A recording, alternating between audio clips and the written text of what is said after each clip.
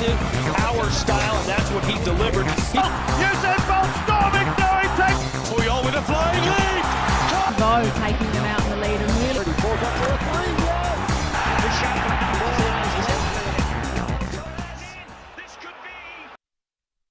All right, it's a beautiful Saturday evening in the city of Lagos. Thanks for joining us. It's Sport Update on Core TV, where we give you the very best in the world of sport. I'm your host, Brownson, Unwana, and of course, it promises to be a very exciting moment to talk sports. A lot of things we'll be looking at. It's 12 days to the World Cup, and the countdown is still on. The excitement is in the air, and the Super Eagles of Nigeria are not being left out. Lots of things being penciled down. Some friendly games haven't played. More games to be played. The Super Eagles are currently in the United States of America, where they will be locking horns in another friendly game against another World Cup-bound team, Greece. And of course, the game played on Tuesday against Scotland ended 2-2. And we are still expecting the coach of the Super Eagles to drop the final lists of 23 players on Monday. And of course, we'll be taking you to Federation Cup. Lots of controversy have rocked it. The draws were supposed to be made on May 27th, May 29, I beg your pardon, but because of the democracy date, it has been postponed. And also in the French Open, looks like the gladiators in the men singles are still in contention. But surprisingly, on the female side, there have been a lot of people falling apart. We'll also take you to the world of boxing. Big clash coming up today, 9 p.m. kickoff time. I think it's 10 p.m. Nigerian time, actually. Carl Froch will be taking on Judge Grooves. And of course, we'll be giving you stories from Arsenal. And then Sepp Blatter looks like he still want to continue as FIFA president for another 5 years. But we'll see how well that will go. Olakunle Phillip is joining me on a maiden edition of the program. Yeah. Olakunle, good to have you on the program. Yeah, Brownson, it's good to be on the show once again. Absolutely. All right, let's start. The Super Eagles of Nigeria excitement is still on. I think for the first time, we have to give kudos to Nigerian Football Federation.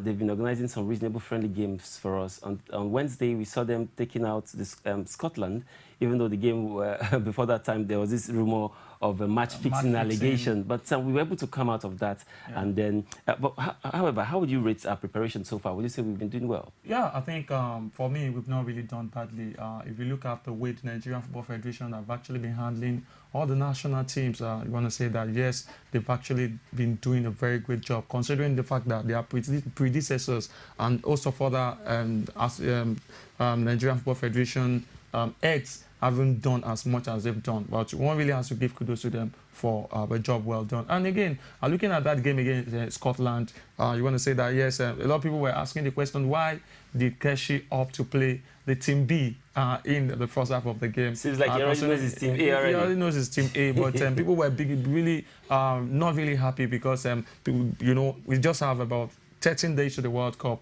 Today makes it 12 days to the Mundial. And one should expect that you should know your first 11 players that will be justing for honors against their opponents, and you should field the players that you feel should be played. But having said all that, I think Keshi knows his onions, he knows what he's doing, and from the look of things, from the way things actually went down in the game against Scotland, it's obvious that the coach knows the 7 players that he will be excluding from the list. And looking at the game against Greece is a very good preparatory match for the Super Eagles, playing against a World Cup-bound team. And, you know, considering the way Greece have actually transformed from when they made their debut at the World Cup, dated back to 1994, when they made their debut appearance at the World Cup. And remember, they got their baptism of fire against the likes of Argentina. And of course, when they faced the Super Eagles, Bulgaria as well. And when they faced the Super Eagles, they also got trashed by the Super Eagles. But they came back to haunt us in 2010,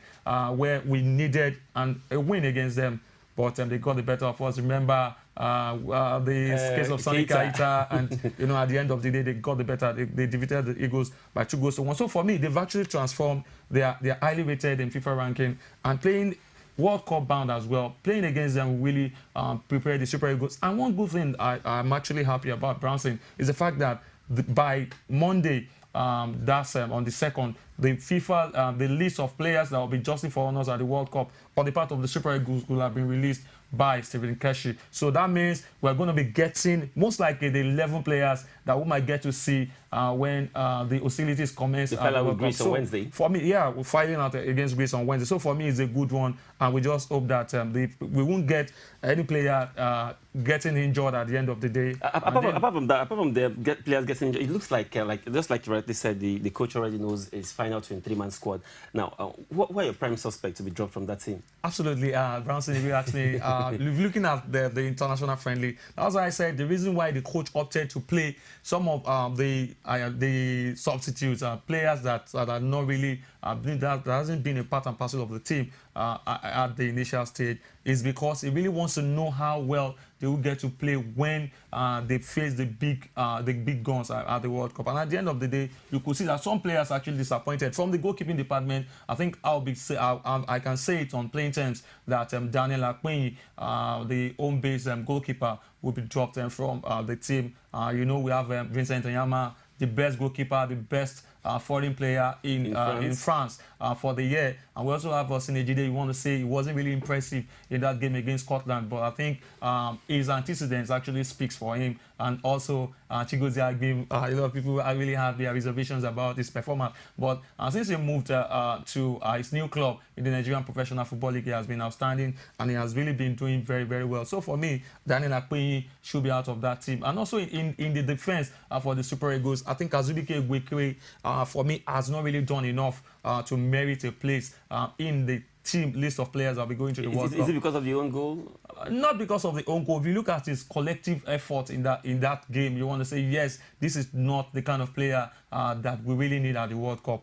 You know, some people actually said, okay, Kunle Odulami too wasn't too impressive, but you want to say that Kunle was played out of position in that game. Would you also say Joseph Yobo did very well? It wasn't too outstanding, but I think the experience will come to bear. I'm not expecting Joseph Yobo to start for the Super Eagles at the World Cup, but he can always come in as a super sub. I remember that the duo of Godfrey Oboabona and Kenneth Omeru are in the form of their life. They've struck a very good partnership, and the way they did it at the African Cup of Nations, I think this should actually continue. What we need is just a backup. Probably Kunle Odulami and Joseph Yobo should actually pair them, but I think Azubike Igwekwe should be out of that team. And also, this guy from Parma, Joel Obi, also wasn't really impressive in that game. Remember, he's a very classical player. He's very good on the ball. He dribbles very well, and his visual is also very, very commendable. But I think injury has really put paid to his ambition as a footballer. Remember, last year he was actually injured for a very long time before he returned and then loaned to Parma from Inter Milan. I think this has actually affected him, and you could see the way he played against Scotland, it wasn't really at his best. I think this is not the kind of player we need for now. He's not really at his best, and I think the coach should exclude him. And also Gabriel Ruben should also be dropped. It's so obvious Keshi really has so much love and affection for this man. Keshi can actually be pardoned for actually including him in the 30-man list, considering the fact that he may not be pardoned if he makes it to the he may not be pardoned. Yes, because judging from what we saw in the game against Scotland, you want to say, yes, Gabriel Ruben, fantastic player, just like Joel Obi, but I think he hasn't really been able to get his rhythm since he returned from injury. I think Gabriel Ruben should also be excluded from the list. And also Babatunde Michael. You remember this guy who plays in the Ukrainian league right now, and he hasn't really been doing much. We saw him in the Confederations Cup. He wasn't really outstanding, and even in the game against Scotland, I think he was woeful in that game. I think he should be excluded. Michael Uchebo as well, the guy who scored the goal. I think his work rate is very good, commendable, but his final touch on the ball leaves less to be desired. So for me, that's not the kind of, even with the goal he scored, if not for that deflection of the Scottish defender that deflected the ball, I think the ball would have been an easy catch for the goalkeeper. So for me, these players that I've mentioned should just be excluded from the team. All right, let's see how well Stephen Keshi will react to Olakunle Phillip's analysis on these players. But on Monday is going to be the decider where we'll get to know the final players that would be making it to the Mundial in Brazil that kicks off in exactly 12 days' time. June 12 is a date that, of course, means different things in Nigeria, but in the world, it's going to be the day where football will kickstart. Even though in Brazil there's some level of protest going on, but the government have said that they should be able to, tame the fans and, of course, make sure that they come to the stadium. But also Brazil, don't forget, at the Confederation Cup, there were a lot of protests. But the same guys were in the pitch supporting Brazilian team. Yeah. It shows you, no matter how they protest, they still have love for their team. But anyway, let's go out of there. And to Federation Cup now. Federation Cup draws has been shifted to June 10. The 64 teams would be knowing their foes when the draws would be held, when the draw holds on June 10. It's Federation Cup, the oldest football competition in Nigeria. Absolutely. I think it has really lost its glamour in Nigeria, because I remember back in the days when we used to have the likes of Leventis United, Abiola Babes, all those top clubs that really did well in the Federations Cup in the past. But right now, I think they've really lost it. You remember, anytime you see Leventis United, Abiola Babes, Unwana National, when they're playing, you see the stadium filled to capacity. But what do we have now? It has really lost its glamour. But you want to say, yes, the Nigerian Football Federation are really doing a lot to actually return the Federations Cup back to what they used to be. But looking at the fact that they actually shifted the date from the 29th of May, considering the fact that it's an independent anniversary, I think is a good move towards the right direction. And we should be able to have a very transparent draws on June 10th. Absolutely. Away from that, straight to the Nigerian Professional Football Leagues. Games were played today, and the big one that will concern us is the Clash of Titans, I want to call it, that will be coming up tomorrow against Kano Pillars. Let's quickly look at the fixtures. It will be on your TV screen very soon. Abia Warriors will take on Gombe United in the fixtures for tomorrow. Abia Warrior Wolves will take on Nasarawa United. Kano Pillars will lock horns with Enyimba International. They say when two elephant meets, the grass is always, the grass always tells the story. And Rangers International will take on Kaduna United, while Akwa United will lock horns with Crown FC. Yeah, I think the pick of the bunch is the game with involving Kano Pillars and the People's Elephant, Enyimba Football Club of Aba. You look at the antipathy, great feeling of antipathy that exists between the teaming fans of Enyimba and that of Kano Pillars. You want to say, yes, it's going to be a massive game. The stadium should be filled to capacity tomorrow when the game is played. And of course, I look at the fact that Kano Pillars also hasn't really been at their best. I think at the start of the season, they were not really doing very well. They were really competing in the CAF Champions League, and the same with Enyimba. But at the end of the day, when they crashed out, they began to get their review and begin to register some wins. And it's going to be a very firecracker. Enyimba Football Club in their last game, that was a game that was played midweek against Dolphins. They were able to secure a win, a 1-0 win, and the win actually took them to the third position on the league. For Kano Pillars, actually trailing behind the People's Elephant. And when this team met in the Super Cup this season, Enyimba got the better of Kano Pillars. They actually defeated them. It was a whitewash in that encounter. And looking at what Kano Pillars have actually been doing, and also that of Enyimba, you want to say, yes, anything can actually happen in this game. It's going to be a firecracker. And if Enyimba really needs this game, I think they can actually get the 3 maximum points against Kano Pillars. Olakunle, funny enough, both teams are nowhere to be found on top of the log. I think Enyimba, they're somewhere in 6th position. No, they're actually third. They're in 3rd position, while Kano Pillars, they are far below. What would you say has been affecting this team this season? Yeah, it's been not a very pleasant situation for both teams. Remember, Enyimba, for me, they started the league on a very high note. They were winning their games, and they were also in contention in the CAF Champions League. And they had more concentration on the CAF Champions League, and this actually had an effect on them at the end of the day after they lost out against a team from Mali.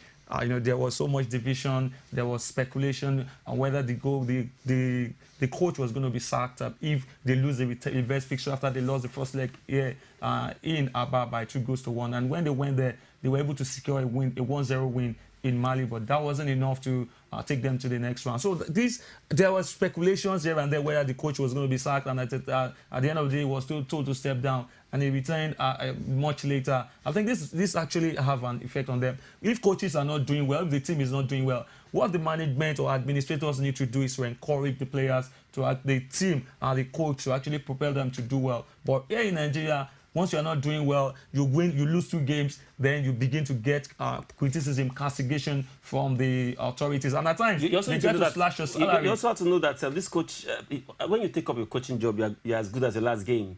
Of course. It's not just in Nigeria, it's everywhere. Brownson, in countries like England, if you don't win your 2, 3, 4 games, you are still given an opportunity to still prove your worth. But if the coaches or the administrators pass a vote of no confidence on you, then you get the booting. But here in Nigeria, once you lose 2 games, you face a lot of pressure. And this could definitely affect you mentally, tactically. They will even want to determine, they will want to tell you the kind of tactics to adopt to take on the other opponent. I think the problem we're actually facing is the pressure, the problem of pressure from the administrators, the club owners. You understand the kind of pressure they put on the coaches and also the players. If coaches are not doing well, they are ready to slash their salaries, which is not obtainable in what we get to see in Europe. All right, of course, a quick rundown of the fixtures of what will be coming up this weekend. Abia Warriors will take on Gombe United. Akwa United will play host to Crown FC. Enugu Rangers versus Kaduna United. Kano Pillars will play host to Enyimba International in the Clash of the Titans. Because of time, we would have looked at the game between Rangers and Kaduna United. But however, Akwa United will take on Crown FC in some of the selected fixtures of the fixtures that will be coming up on Sunday in the Nigerian Professional Football League. Away from home, let's go straight to one of the big sporting events happening in the world. That's in the French Open. Roland Garros is being called. On the men's singles, it looks like the top 4 ranked players are still holding it very tight. On the women's side, very sad on Thursday, the Williams sisters crashed out. Venus and Serena crashed out same day. And it looks like Karina Wozniacki as well kissed the tournament goodbye. But quickly, let's look at the results of what went down today. David Ferrer was 6-2, 7-6, 6-3 better than Andre Seppi, while Rafael Nadal had a 6-2, 7-5, 6-2 victory over Leonardo Meyer in some of the results today. Quickly, in the French Open, tennis, very, very interesting. The men are doing very well. The female are disappointing. Yeah, I think this is what you get to see when big events like this happen. Remember, even in the Australian Open, the first Grand Slam title, first Grand Slam event of the year unfolded at that time. We got some disappointment from the big guns. Even in the final, Wawrinka he played against Rafael Nadal, and Nadal got the better of him. That is exactly what we're getting to see. Branislav Wawrinka, against all odds, got knocked out in almost like the first round, which for me is most disappointing. But the big guns are actually still there, the likes of David Ferrer, Rafael Nadal. And, you know, these guys are actually struggling. They are not finding it easy. Especially their third-round game. Yeah, they lost their second game. David Ferrer lost the second game, 7-6 to Andre Seppi, before he came back to win the third set, 6-3. And also, even Nadal also lost the second set. After winning the first set, 6-2, he lost the second, 7-5. And before, of course, came back to win the third, 6-2. So it's really going to be very tough. But when you have the likes of David Ferrer, Rafael Nadal, Novak Djokovic, and Roger Federer, you want to say, yes, it's going to be a very massive one. Another player that is doing very well this season for me, I think, is Joe Wilfred Tsonga. I think so far he's been having, though sometimes he has to dig deep to win some of his games. Yeah, Joe Wilfred Tsonga, fantastic tennis player. But I think the likes of David Ferrer and Nadal has actually overshadowed this man. We know he really has. Well, it's just like some people will call him a pretender, like Wawrinka, you know, and the Murray as well. But you know, these guys are actually there. They are always there to give the big guys a good run for their money. All right, on the female side, surprise, surprise, the Williams sisters crashed out of the of the French Open, I beg your pardon, and then they have to wait for the next Grand Slam. But you have to give it to them, especially Serena. She's still the current world #1 as far as the female tennis ranking is concerned.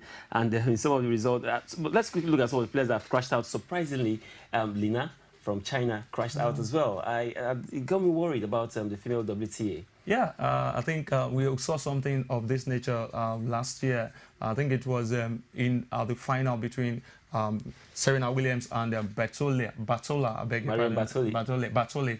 And, you know, in the final, everybody actually gave it to Serena Williams, you know, world #1 power, pace, and everything. But at the end of the day, Bartoli got the better of her. This is exactly what we are getting to see. Venus crashing out, Serena also out, Lena against all odds also crashed out. And, you know, this is actually got to show that the young players are actually coming up. They are there to give the bigger players a good run for their money, which is very good for the game of tennis. I think that is not what we're getting to see in the male category. But in the female category, the young ones, those that are called the pretenders, are actually coming up to be the real contenders. They're actually becoming the contenders. Absolutely. And we also have to give it to them. But you have to give it to the men's side, very, very tough. And we looking at the likes of Novak Djokovic looking like he's looking set to make stake. Don't forget, as far as clay is concerned, we all know who the king of clay is. Let's see if Rafael Nadal will be able to hold it tight as far as the clay court is concerned this season. Away from that, let's go straight to the world of boxing. And two big, you want to say, as far as the British Boxing Council is concerned, they will be hosting a very, very big game tonight.